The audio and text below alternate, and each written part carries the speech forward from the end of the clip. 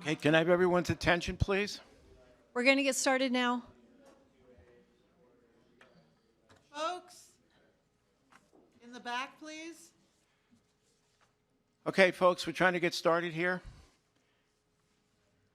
Good morning, everyone. Today is Monday, April 19th, 2021. Time is now 11:05 a.m. This is the weekly Commissioner Status Report. Calling this meeting to order, attending are Commissioners Duncan, Brooks, and Filios. Do we have any changes to the agenda?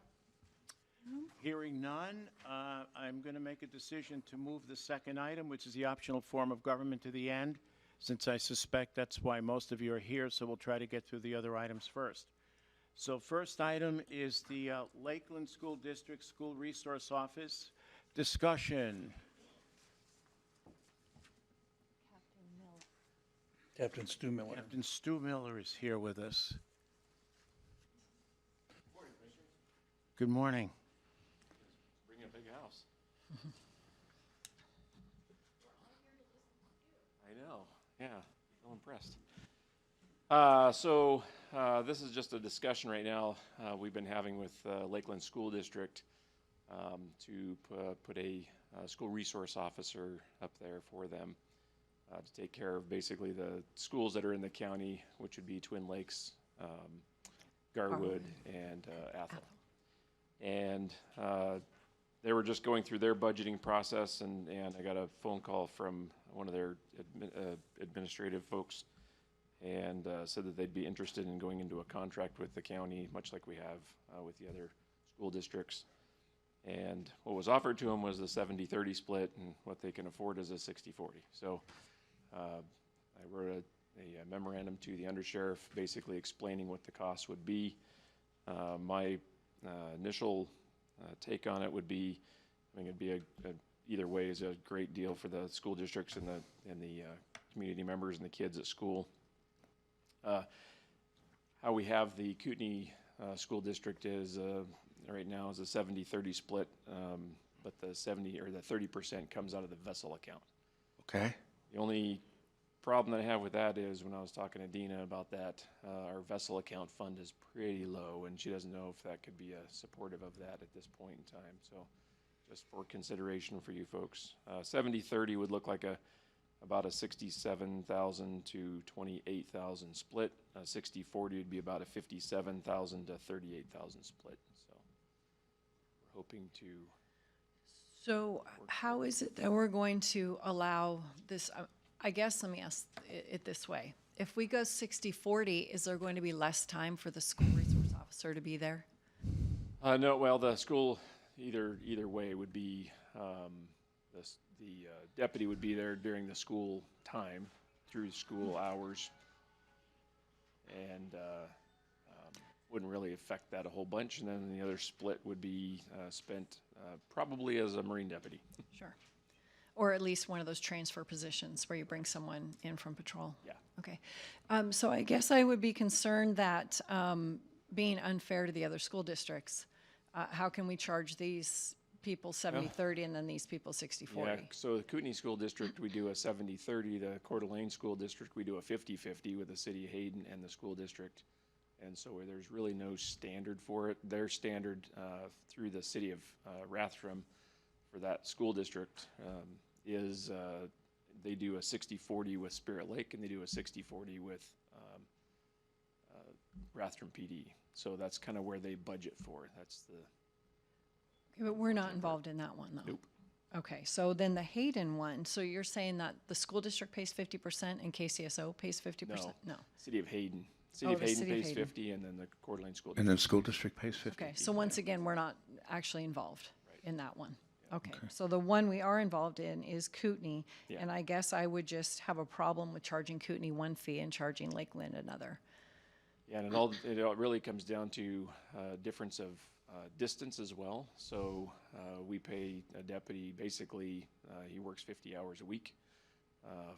10 hours of that is travel time to and from the school, and then the rest of the time's at the elementary school. What did you say Kootenai was again? 70-30 right now. And so they pay 70%, we pay 30% out of our vessel account. What is the operational response time if something were to occur to where this deputy would be, In the Lakeland School District? yeah, He'd- if they were not there. If he's not there on site, I mean, you're talking 10, 20 minutes probably most. Most incidents are over in that time, right? Yeah. Yeah, but right now they have private. And they do. They have private I know, security right yeah. now. What we're trying to do, and like I was talking to their board as well, and when you have a private security, their focus is very narrow. When you have a school resource officer, they can actually enforce the laws and guide kids and provide a lot better service to the school district than just a private security guard could.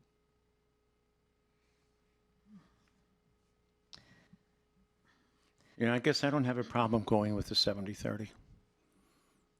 What do you guys think? I think we have to keep it 70-30 unless we change Kootenai's school district.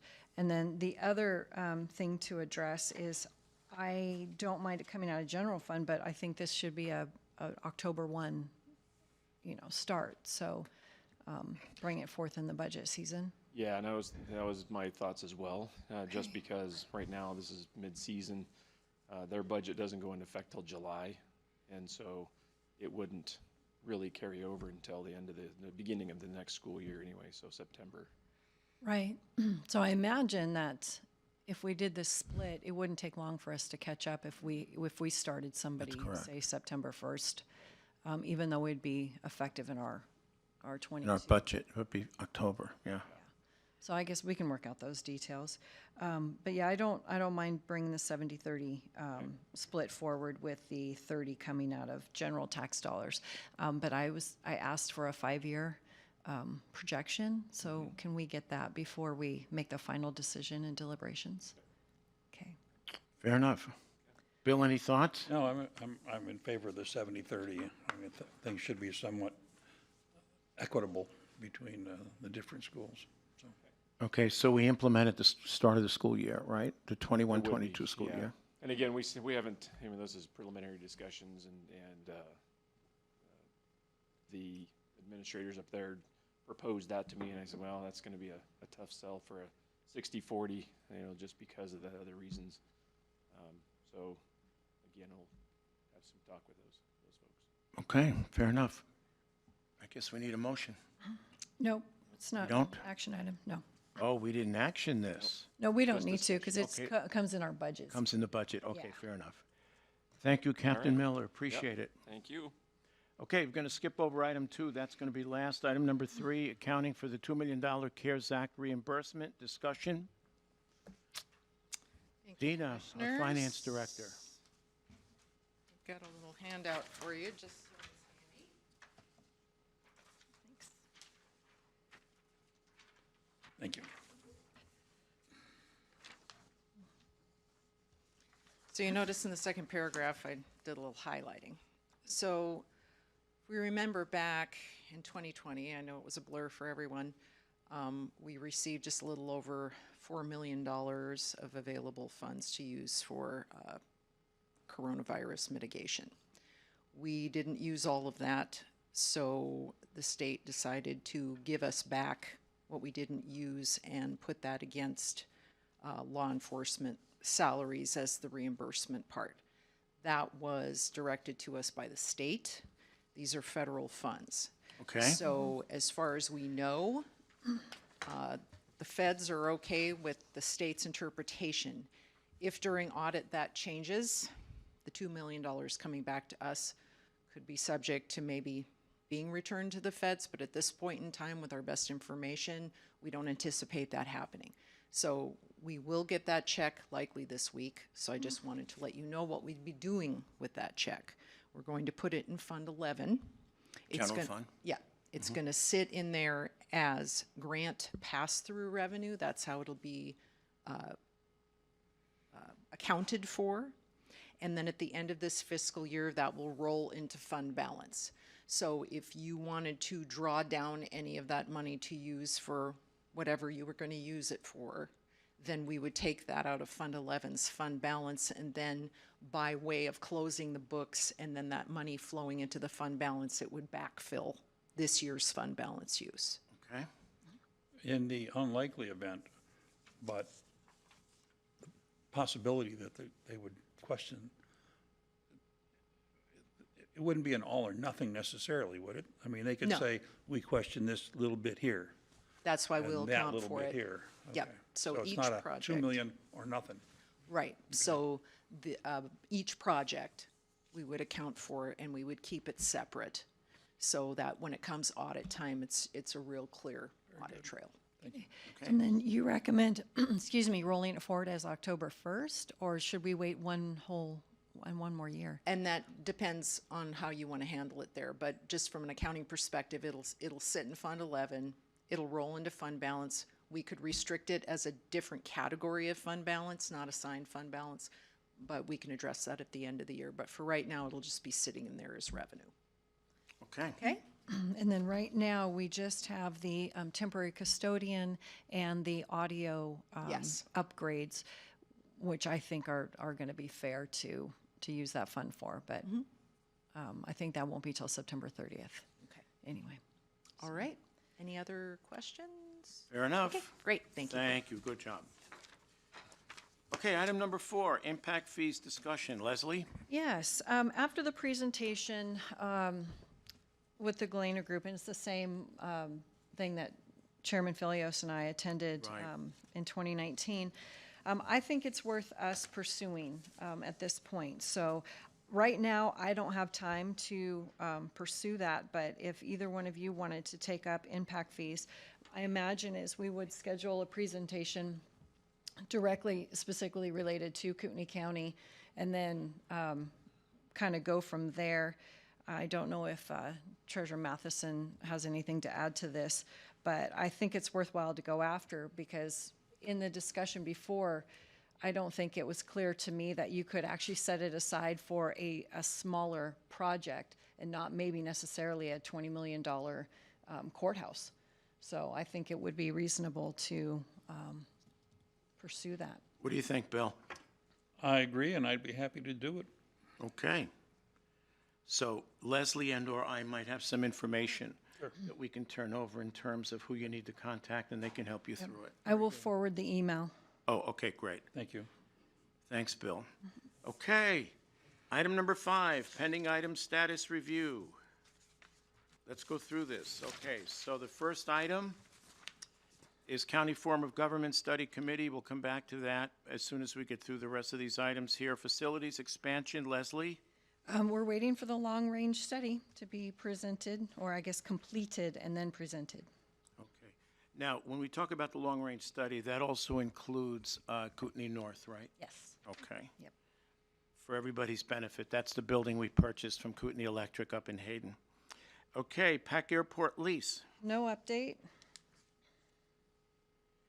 1A and B audio upgrade, that's due to begin early May? May 3rd through the 7th, okay. And then you'll get confirmation next week, I think, on the dates. Okay.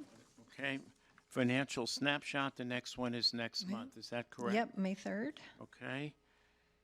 Ballot bond language, Leslie? Same with building financing on hold until legislature recesses. Okay. Building financing, same? Same. Okay, State of the County address, that's tomorrow at the Chamber. Are we all set? Yep, I just have a couple more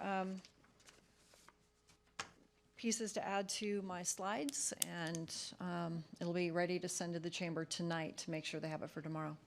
Okay. Bill, I'm ready. you're ready, okay. You're doing what? You're just going to talk to it? Yeah. Yeah, Okay. about the groups that I am liaison to and some general issues. Okay, so you're not doing a PowerPoint? No. Got it. Okay, fair enough. Moving on. Okay, final item, which is the second item, optional form of government ad hoc committee, study commission appointments, potential action item. Okay, so where are we?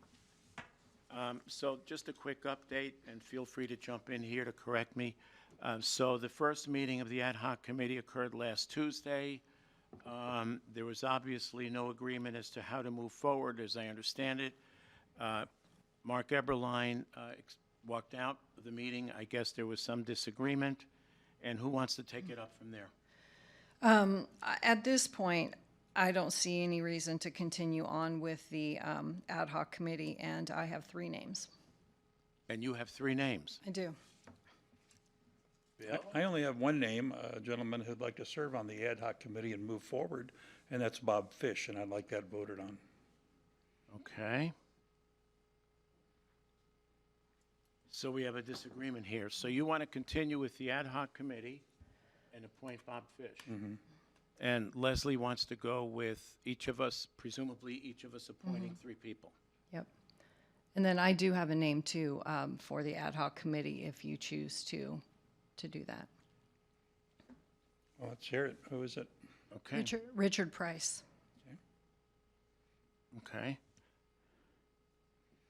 Bill, any thoughts there? Well, I'd vote on the names, the individual names first, and then if we can't agree on anything, then go to the 3-3-3, which I originally proposed, and Leslie was opposed to at that time. Which incidentally is what Mark wanted, Right.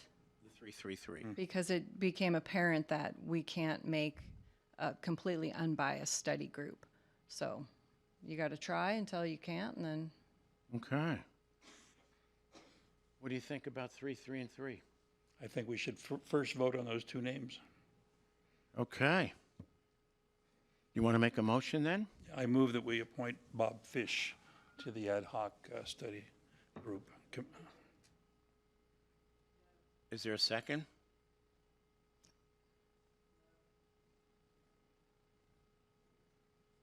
I'll second it to bring it to a vote. Bill Brooks, Aye. Commissioner Duncan, nay. Chairman Philios. I'm going to vote nay, not because I don't have the utmost regard for Bob Fish, but I kind of like the idea of going back to the original recommendation of each of us appointing 3. And by the way, you might choose to put Bob Fish on if you wish. So I'm going to vote nay on that. So the vote there is nay for Bob Fish for the ad hoc committee, I should point out. Leslie, did you want to make a motion, or do you want to move on? For the 3-3-3, what would your... We can move on at this point. Okay. So why don't we move on? So I guess what we're doing here is putting an end, if you will, to the ad hoc committee. We can move on with each of us appointing 3 people. You've got 3 names.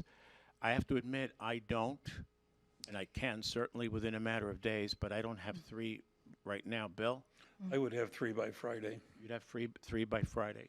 You okay with that? Yes. Okay, 3 names each, which was the original proposal that you made, which I deviated from, but to be fair, or we deviated from.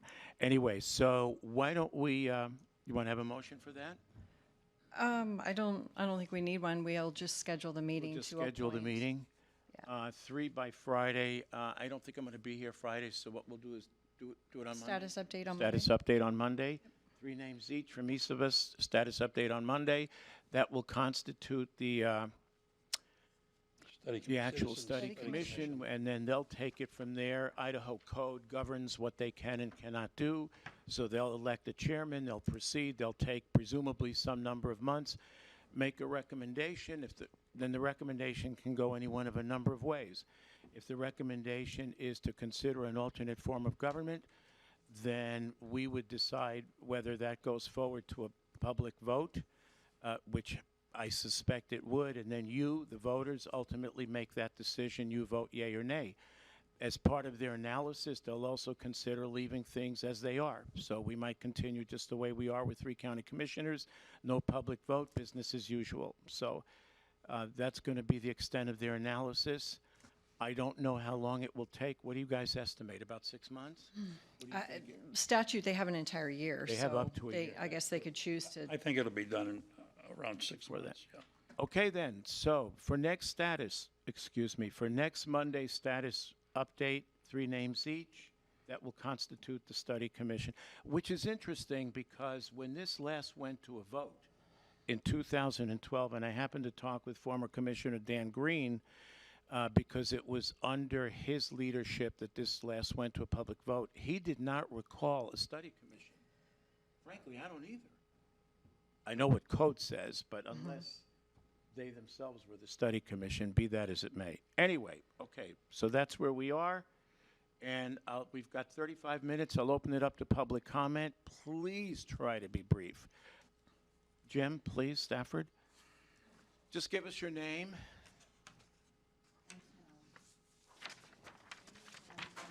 Jim Stafford, Name and town. 4699 West Mill River Court. First of all, I'd like to congratulate the commissioners on coming to a resolution and moving forward. I think that examining change is sometimes hard for people, but I think that we're well protected under the state law and the fact that we have to take it to a public vote, that hopefully that the citizens will be open-minded enough to let it proceed to a finish. I'm also here with a question about, it was last November that the commissioners decided that we would eliminate the 150s wake zone on the river, and we're still waiting for a decision. So I wondered what the status of that was. Jim, let me call you after the meeting. Okay. I will do that. I'll get back with you today. Okay, Absolutely. thank you very much, and again, I appreciate you guys. You bet. Thank you. Summer? I have two random questions and then a statement. When the financial person was up here, she was talking about the CARES Act. What does the backfill statement mean? Staying into the current year with the money? No, Is did Dina Dina here? leave? No. Typically, you have this savings account, if you will. Yeah. And then we said, okay, we're going to use the savings account to pay for ABC. Well, what will happen is the CARES money will just backfill that amount. Back into the so savings it'll account. replenish our savings. Goes back into savings. Mhm. And then what is the county financial snapshot? Is that different than the yearly budget? Yeah, it's just giving us monthly updates on where Okay. we're at with fund balance spending, with where we're at with spending under each elected official group. Okay, last And by the way, just for everybody's benefit, when we say fund balance, think of it as a savings account. Okay. Yeah. And then will the state of the county be broadcast on YouTube tomorrow? It should be. Go ahead.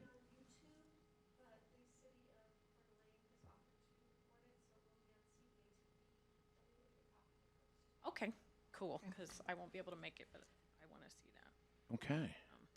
And if I've And got as you know, I'm not a fan of what we're doing, but you all already know that, so that'll be it. fair enough. But thank you for having the You're very welcome. Les?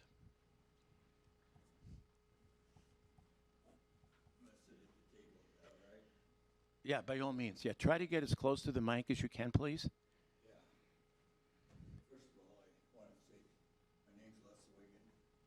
Pull the mic in, Les. Pull the mic in. And make sure that, is the light on? It is Yeah, now, you're good. yeah. Okay, I'm Les Wiggins, former county commissioner from Whitman County for 12 years, and that's the reason I'm saying that, because I've been here since '09, and the people in the audience behind me probably don't know. But I have supported all of the commissioners since Rick Curry, all of them. I've written letters for Mary Souza, Jim Brannon, Bill Brooks, Mark Eberling, Sheriff Morris, and I've attended a lot of Zoom meetings. This is my third meeting in front of the board. I testified at the ad hoc committee. And I've written 11 letters to the editor of the press, so I know Mike. And I sent you an email. I assume you got that. Okay. I testified at the ad hoc committee, and I was here for an open public meeting to share that in Whitman County we had workshops, and you go in there, you give it to the press, you put it on the agenda, you can talk about anything as long as you don't make commissions. And I know there's some friction on this board, and if you want to talk, I've heard all three of you say we can't talk to each other. I don't buy that. Have an open workshop, put it on the agenda, talk about it to the Superior Court judge or the prosecutor or the sheriff or any elected officials, but you don't keep minutes, you just listen. You don't make any decision and let the public know that you're going to have an open workshop. I talked to Bill. Bill asked me to come and speak 3-4 weeks ago. Okay. I think that, okay, so I want to start out on the, Well, we've got other people who want to speak, so yeah. just take a couple of minutes so we can move on, please. Okay. This will be real fast. March 9th, Chris, Bill voted for this new form of government, and Leslie voted against it. Study Commission. Study Commission. Yeah. Good. Go ahead. But you made the motion to go forward with this. So Was the commission? anyway, Go ahead. and so Leslie voted no. April 1st, Bill, you spoke at the Women's Republican, and I got you for a speaker for Reagan Republicans a month ahead of time, right? And I asked you if you would speak for me on the 8th of April. You did. And you said you would. You did. On April 3rd, Bill, you called me and canceled out on my meeting. And you didn't give me any reasons. You canceled.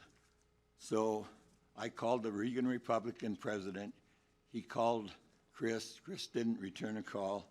He called, Correction, I never got the call, and I am scheduled to speak this Thursday. okay, I could. That's okay. I stand to be corrected, That's just all like right. you guys. Fair enough. Actually, I would have I spoken apologize last for week, but that. you had another speaker. Go right But ahead. anyway, they called Leslie, and she for my speaker, Fair enough. it was Bill. He Take another canceled. minute less, because we've got to get on to some other folks. Go ahead. Okay. Okay, I called the Idaho State Association of Counties IAC? Mm-hmm.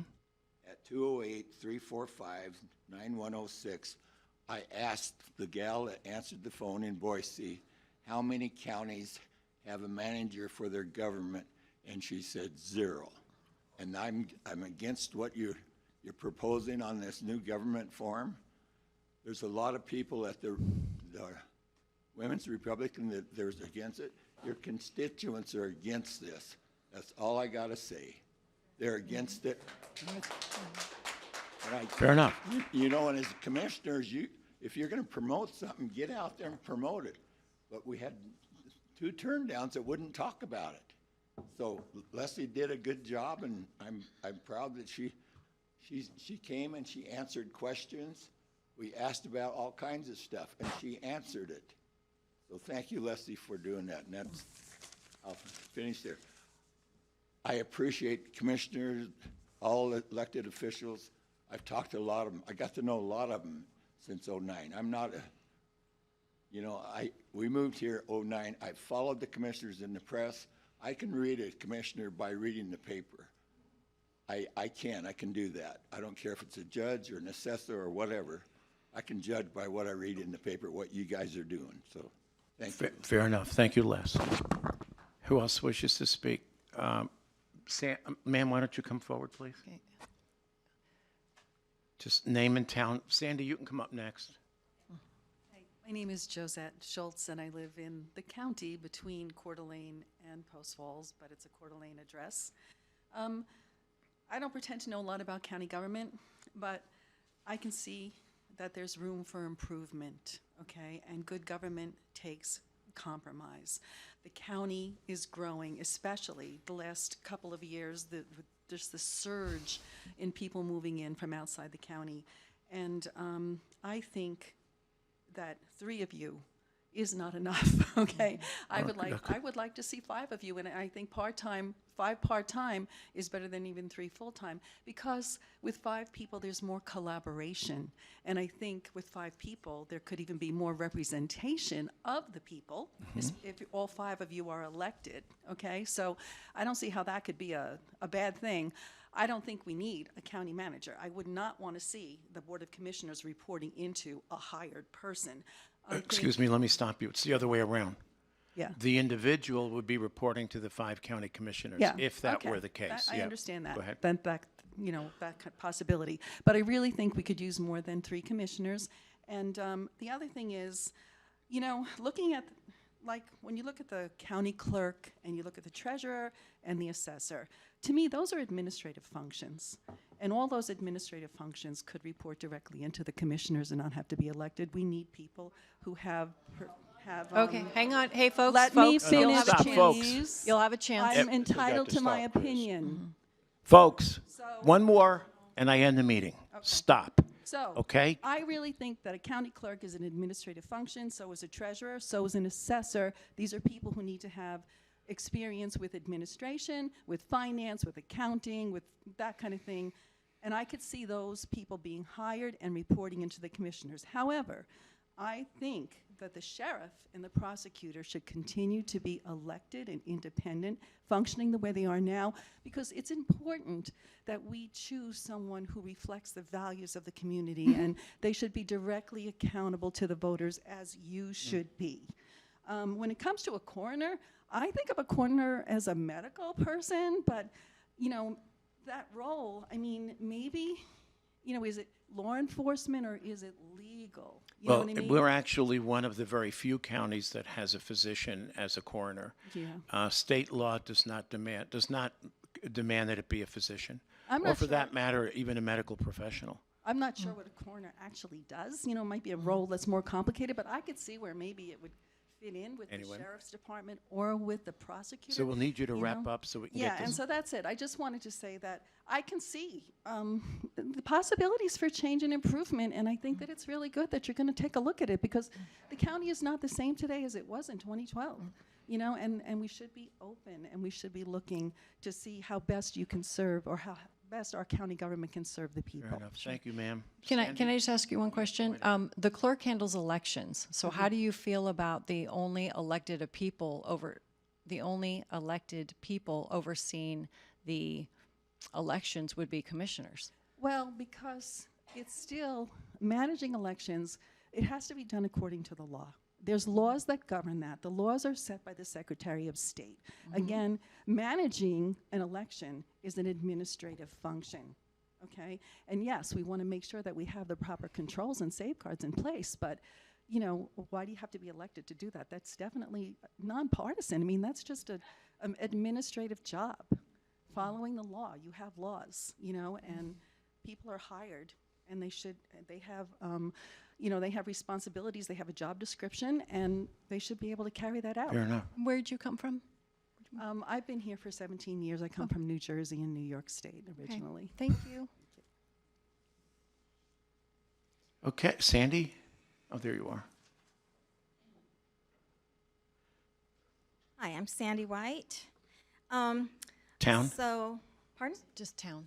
Town. What Hayden, town? Hayden, Idaho. So, I've written to you so you know where I stand on the study commission, that I'm against having it. And I think that if you guys are really so busy, why are we wasting so much time on something like this? So, that aside, I'm just letting you know how I feel about it, and I wish we could just end it now. But since it's going forward, what I would really like to know is, on the study commission, what kind of accountability do the commission have to the voters, and will they be sworn in? Like, will they have some kind of a swearing in or officiating? Are they, so they're not, okay. Okay. And then also, Go will we ahead. have access to them? Will we have their email addresses and be able to let them know what we think? Okay, let me answer the first part of your question. Their accountability is to the county commissioners. Okay. And again, this is per Idaho code. Okay. There was a second part to that question. The Will we have meetings are gonna- access to them, and will they be sworn in? Probably not sworn in, because it's not a judicial function. They're not necessarily testifying or witnessing. We only do that in cases, typically in cases like, for example, when we have indigent hearings or other matters that are somewhat judicial in nature. Now, we can probably get a legal opinion, but I don't think they need to be sworn in. I look at it more as an advisory, and we Yeah. don't swear in our advisory members. Yeah, we Okay. don't. That's so true. they don't have to act No. according to the Constitution or anything like that. Well, they have to act in accordance with code. With open meeting law. The open meeting laws and things of that nature. And insofar as whether or not you'll have their email addresses, I think that's going to be up to them. Because when they get together, one of the first things they'll do, if not the very first thing, is elect a chairman. Okay. And then they have to function in accordance with Idaho code. Once they establish themselves, we three are pretty much out of the picture Okay. until they complete their study. So, like, if we wanted to get copies of their emails, like Freedom of Information requests or anything, could they be assigned an email address to use for business only? That would be up to them. They would make that decision. Okay. Yep. We have, when you read Idaho code, once that commission is established, our involvement is minimal to none. Okay. They have a relatively free hand. But yes, they are open meetings. Okay. Thank you very much. Sir? Hi, my name is Chris Nordstrom. I'm Post Falls. I'm having a hard time finding the details about this commission and what its goal is going to be, or what your instructions to it are. What are they going to be allowed to discuss and or change? And accountability is a big deal, but if they report to you, that's good enough for me. Okay, I'm going to give you the code. Oh, It's Idaho code. You're going to no. I'm talking about what are you telling them to do? We're not. Oh, you're not. So this is all just based on code? They've got to read That the is code correct. and follow that? That's right. Go to Okay. Idaho Code, Title 31, Chapter 51, and it Okay. specifically spells out the details of the study It commission. explains what you guys' responsibility is and then what they do. Yes. Primarily Good. theirs, yes. All right. Yep. So we can find that out. That's what I want. Yes. I want transparency. And then while they're having meetings, does Chapter open 51. meetings laws apply? Yes. Oh, yeah, Good. Yep. Okay. Thank you very much. definitely. That's what I wanted. Title 31, Chapter 51. There you go. Sir?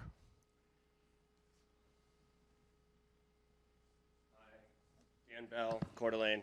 Do you guys, since this commission hasn't kicked off yet, do you have the ability to revoke it, do a vote, and just prevent the commission from starting?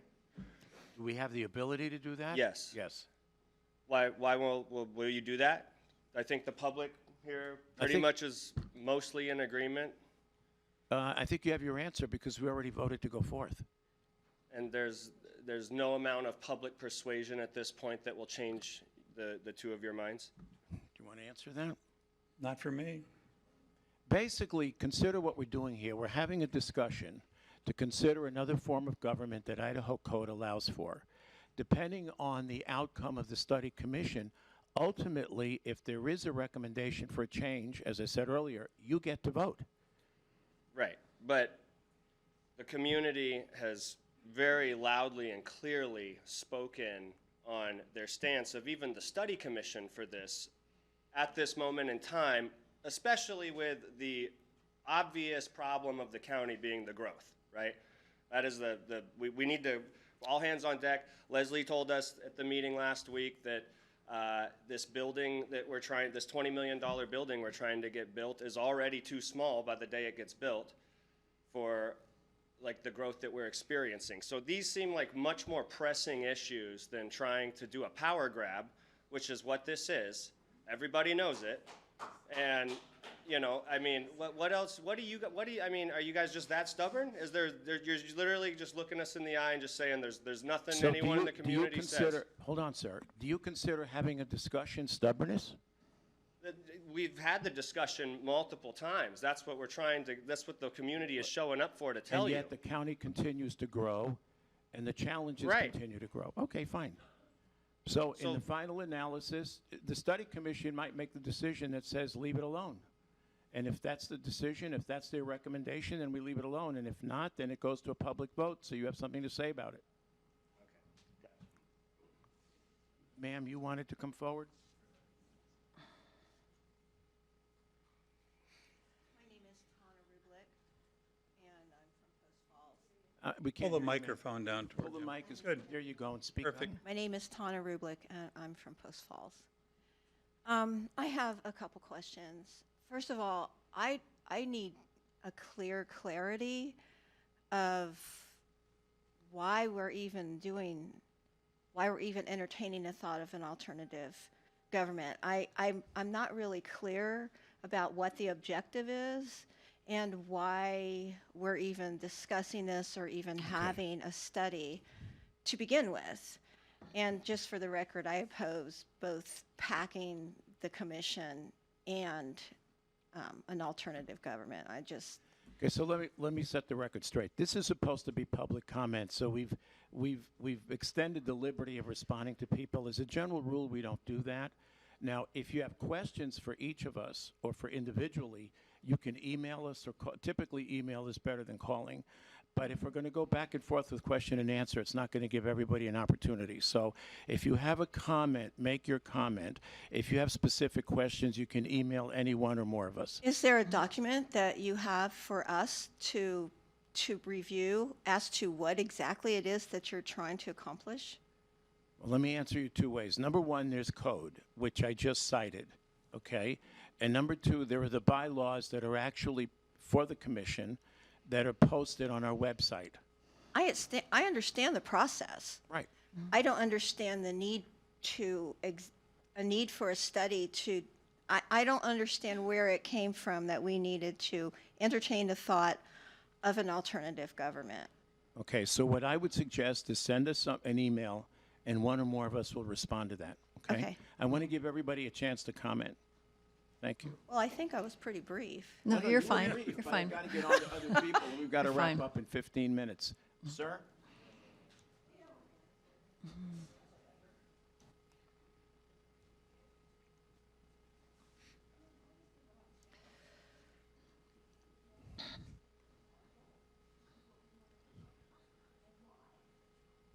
My name is Randy Neal, Coeur d'Alene.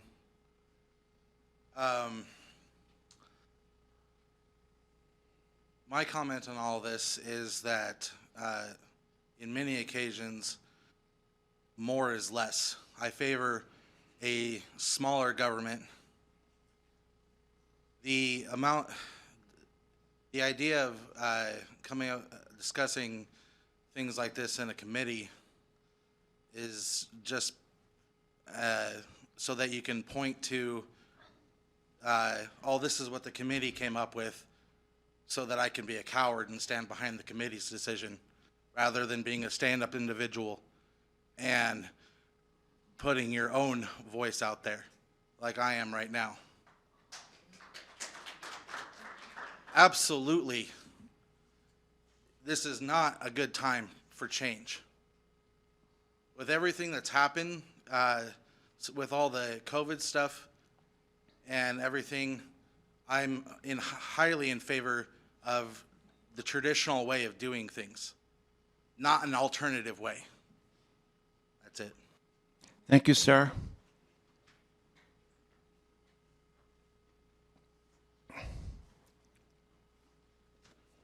Russ? Okay. Russ McLean. Get. Russ Or you McLean. can bend it up, Russ. It'll come. There you go. You know, I don't really care one way or another with this thing. I understand the thoughts behind it, and I don't quite understand the backlash, but conversation's conversation. But I just want to ask that Brent Reagan have nothing to do with it at all. You know, he come out of the gate. You guys are reasonable newcomers. He come out of the gate in the mid-'90s like Fidel Castro and hadn't shut up since. And it's not going to benefit anybody. So, you know, pick you some people that are hopefully over the age of 70, have a clear understanding on how the world works. And that's about all I got to say. Okay. All right? Thank you, ma'am.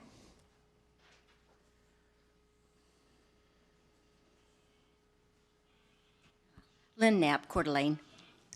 What I would like to see, and I haven't seen it as yet in the newspaper, is a side-by-side of the two forms of government, so we can actually see what each side does and how it would go forward. There's actually more than two.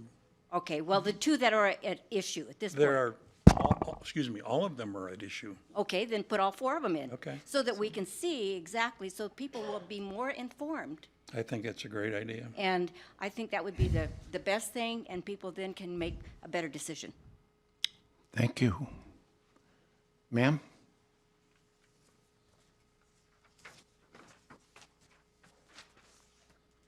Thank you. Marcy, also from Coeur d'Alene. I have a comment. I think stop something before it starts. We've been traumatized enough by change in government. I think before it even gets started, and people don't even know what's going on. There's so many millions of people here now. How would they even know? So, like the gentleman said, is there a way to stop this before it starts? I guess my comment is please don't waste any more of our time. Okay, expanding anything. Thank you. Thank you. Ma'am?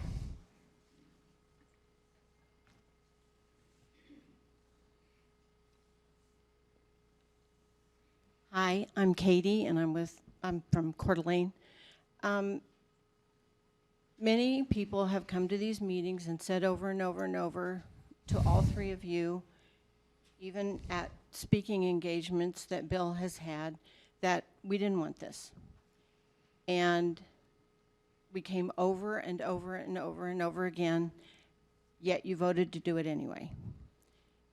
Bill has said in speaking engagements that there is one of the commissioners that he doesn't get along with and doesn't like to do business with. And everybody that comes to these meetings can figure out who that is. And sometimes we can figure that out with you too, Mr. Felius. It has come to our attention that when the ad hoc happened, it was still going to be unjust. It doesn't matter if everybody says it was just, it wasn't going to be just. And everybody spoke up there too. And Bill even showed up and sat in the back. So you're going to go ahead and do this anyway. Mr. Brooks has also said in one of his speaking engagements that when people email him, but it's in a cut and paste form, because people might be busy, they might have 6 kids and 2 jobs, and they cut and paste something because it's easier for them. He made a point of saying if he got 50 that were for the commission, he had 100 that was against, but he threw a lot of the ones that were against away because they were cut and paste. And I don't think that's right, because people contact you any way that they can, and if it's easier for them, maybe they're not eloquent writers, maybe they get flustered when they try to say what they're trying to say. There were so many things in these meetings and in the speaking engagements and things that are just red flags to all of us.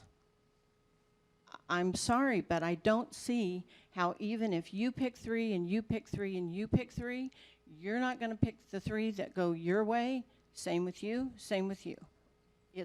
You're going to pick the people that you want in the committee that are going to do what you want them to do. Now, we went to the ad hoc meeting.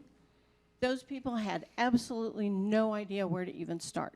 There's no outline of the job. There's no, how are you going to do this? How are you going to find out how all of your constituents feel? I think it's pretty obvious from all the meetings how they feel, but you're going to go ahead and do this anyway. How are those 9 people supposed to find out how your entire community feels about this? Then, let's just say, by some miraculous thing, that it turns out that Take about another minute. everybody's going to be appointed, okay? How do we know what thing is going to be put in place so the 3 people that you pick and you pick and you pick do not get one of those appointed positions? Because if your 3 people and your 3 people and your 3 people are doing what you want them to do, then when the study's over with, there should be something put in place that none of those people could have one of those appointed jobs from one of the 3 of you if it goes the way of appointed. There needs to be something in place that those people cannot get the appointed positions. Okay, fair enough, ma'am. We do need to move on. Thank you. Sir? We've got about 7 minutes left, folks. Go right ahead, sir. My name is James Clayton, Coeur d'Alene. I'm not quite 70, but I'm pretty close to it. I'm a refugee, political refugee from both California and Washington. I served a long time in the military, so I understand bureaucracy. I lived in California during the growth years, and I lived in Washington during the growth years of Western Washington. And I can tell you what you're doing is exactly what they did. And we can now look at them and say they are communist states. For New Jersey and New York, I assume that that's probably exactly what happened to them a number of years ago. That can't happen here. Do not increase any bureaucracy. We need elected officials in all those primary positions so they can be held accountable to us. Thank you. You're very welcome. Thank you. There's some, ma'am?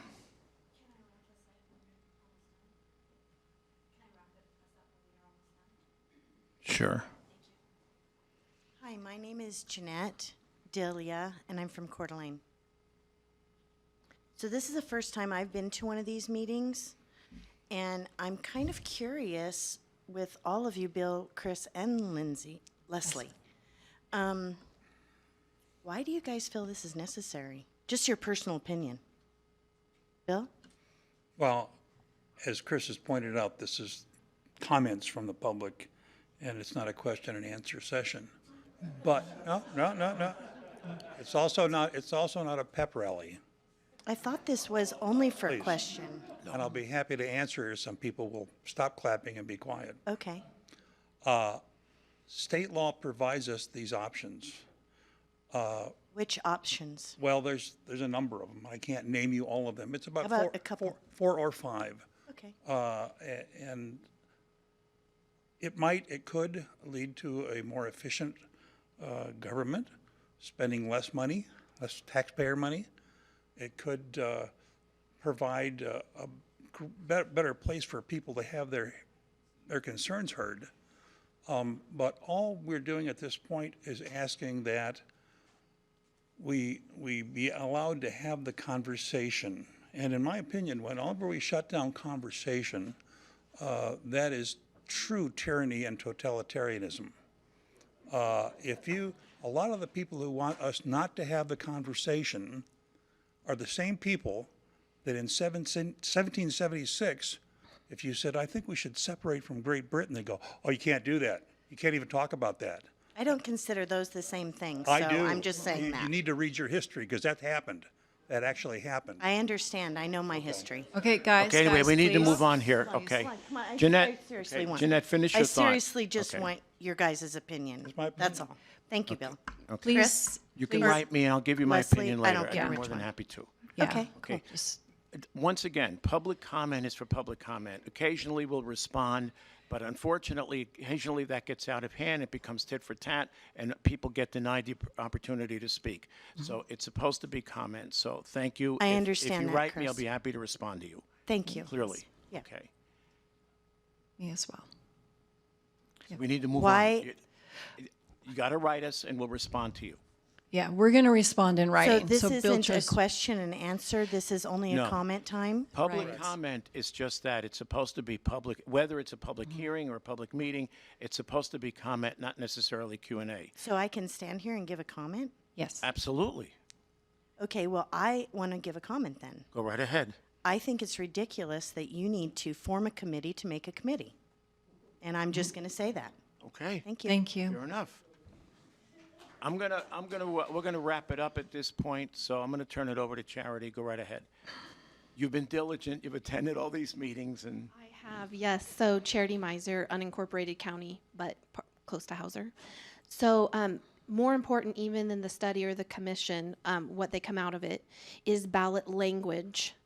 I am a little unclear as to who writes ballot language, if it's the three of you who do it, because we know the electorate, did I say it right? Electorate, yeah. Yep, thank you, is often manipulated through ballot language. So that is crucial and something I hope you guys take very seriously moving forward. Also, to everyone behind me, thank you for coming, but please, for the love of God, do your own education. Someone else does not need to line up these different forms of government, read statute, do your own homework. It's very important. We have to be more educated than the people we elect, or we can't hold them accountable. Secretary of States do not make any form of election law, FYI. And I would like to volunteer as tribute on Bill's appointment team. And if he doesn't want me, then I'll take Filio's. And that's all I got. All right, thank you very much. Fair enough. you. Okay, that's it. We'll wrap it up at this point. All right, then. So the time is almost exactly 12 noon. Thank you, everyone. Appreciate it. Have a good afternoon.